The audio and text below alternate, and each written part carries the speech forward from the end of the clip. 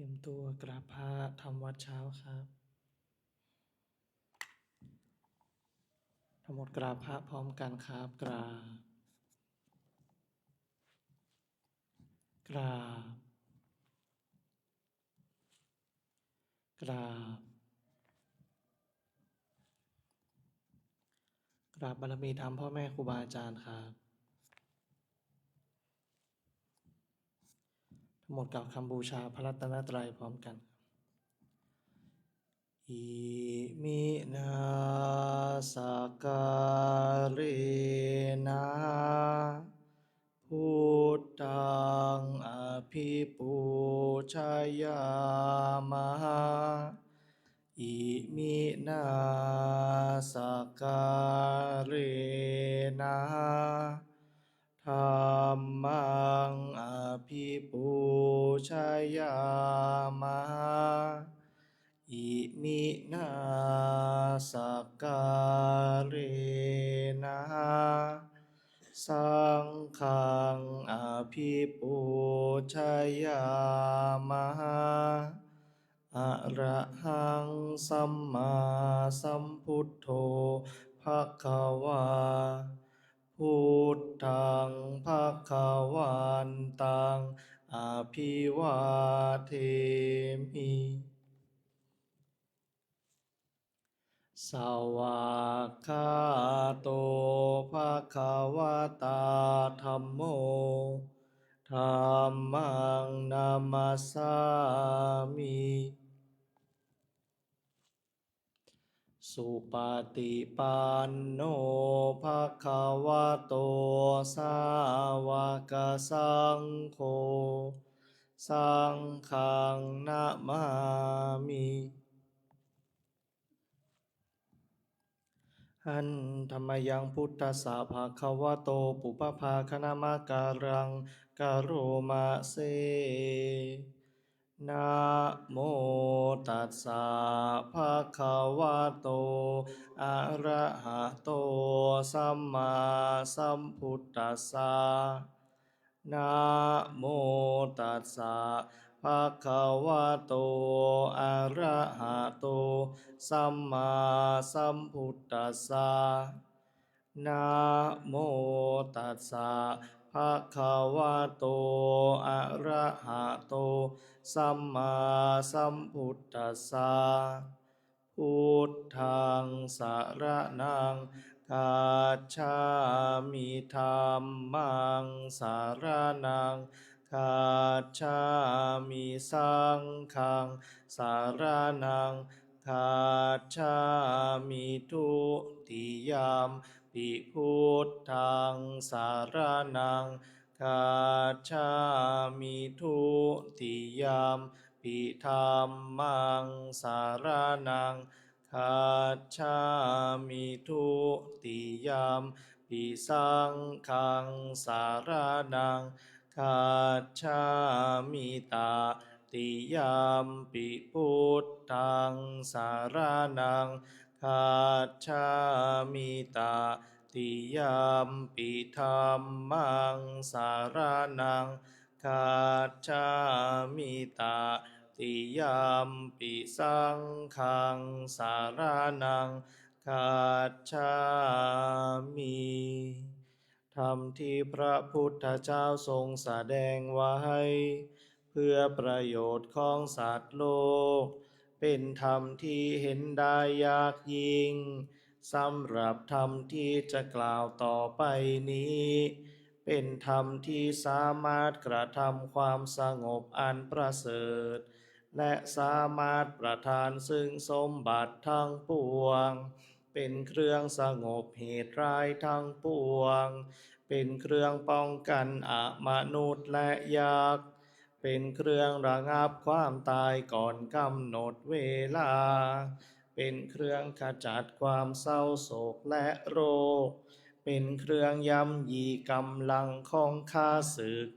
เป็นเครื่องจำเริญชัยชนะแด่พระราชาเป็นเครื่องนำสิ่งที่ไม่น่าปรารถนาทั้งปวงออกไปเป็นธรรมอันประเสริฐข้าพระเจ้า จักแสดงคุณธรรมเช่นนั้น ตามสภาพที่เป็นจริง ณ ที่ใดมีผู้กล่าวว่าจะสรรเสริญพระคุณอันประเสริฐของพระรัตนตรัย ด้วยจิตที่เลื่อมใส ณ ที่นั้นความสุข ความสบาย และความสวัสดี ย่อมมีแก่ผู้นั้น ตลอดกาลทุกเมื่อ เปิดหนังสือไปหน้าที่8ครับหันธรรมยังปฏิจจสมุปาทธรรมเมสุอิทัปปัจจยตาทิธรรมปัทังพนามาเส อิทัภิกขเวอริยสาวโกติจจสมุปาทันเยวะสาธุกังโยนิโสมานาสิกโรติ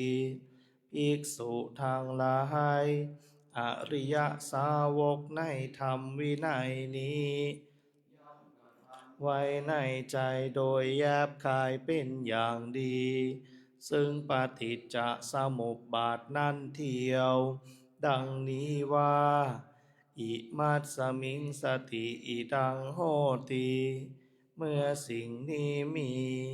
สิ่งนี้ย่อมมี อิมัสสุปาทาอิทังอุปัชชติ เพราะความเกิดขึ้นแห่งสิ่งนี้ สิ่งนี้จึงเกิดขึ้น อิมัสสมิงอาสติอิทังนะโหติ เมื่อสิ่งนี้ไม่มี สิ่งนี้ย่อมไม่มี อิมัสสะนิโรธาอิทังนิรุชชาติ เพราะความดับไปแห่งสิ่งนี้ สิ่งนี้จึงดับไป ยะทิทังได้แก่สิ่งเหล่านี้คือ อวิชชาปัจจยาสังขารา เพราะมีอวิชชาเป็นปัจจัย จึงมีสังขารทั้งหลาย สังขารปัจจยาวิญญาณัง เพราะมีสังขารเป็นปัจจัย จึงมีวิญญาณ วิญญาณปัจจยานามรูปัง เพราะมีวิญญาณเป็นปัจจัย จึงมีนามรูป นามรูปปัจจยาสลายตนัง เพราะมีนามรูปเป็นปัจจัย จึงมีสลายตนะสลายตนะปัจจยาภัสโส เพราะมีสลายตนะเป็นปัจจัย จึงมีผัสสะ ผัสสะปัจจยาเวทนา เพราะมีผัสสะเป็นปัจจัย จึงมีเวทนา เวทนาปัจจยาตัณหา เพราะมีเวทนาเป็นปัจจัย จึงมีตัณหา ตัณหาปัจจยาอุปาทานัง เพราะมีตัณหาเป็นปัจจัย จึงมีอุปาทาน อุปาทานะปัจจยาภโว เพราะมีอุปาทานเป็นปัจจัย จึงมีภพ ภาวะปัจจยาชาติ เพราะมีภพเป็นปัจจัย จึงมีชาติ ชาติปัจจยาชรามรณัง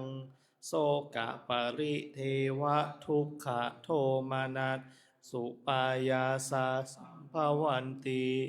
เพราะมีชาติเป็นปัจจัย ชรามรณะโสกปริเทวะทุกขโทมนัสอุปายาสะทางหลายเกิดขึ้นครบถ้วน เอวะเมตัสสะเกวลัสสะทุกขคันทัสสะสมุทโยโหความเกิดขึ้นพร้อมแห่งกองทุกข์ทั้งสิ้นนี้ ย่อมมีด้วยอาการอย่างนี้ อวิชชายะตะเววะอะเสสะวิราคะนิโรธาสังขาระนิโรโธ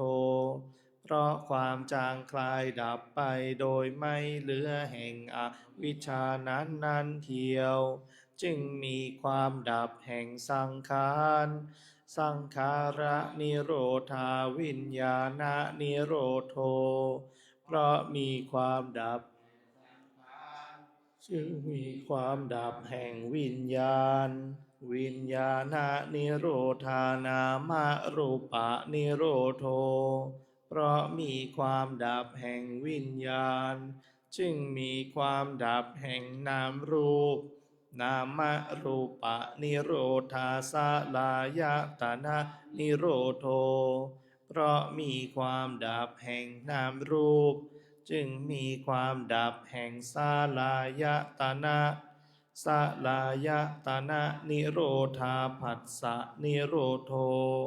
เพราะมีความดับแห่งสลายตนะจึงมีความดับแห่งผัสสะผัสสะนิโรธาเวทนานิโรโธเพราะมีความดับแห่งผัสสะจึงมีความดับแห่งเวทนา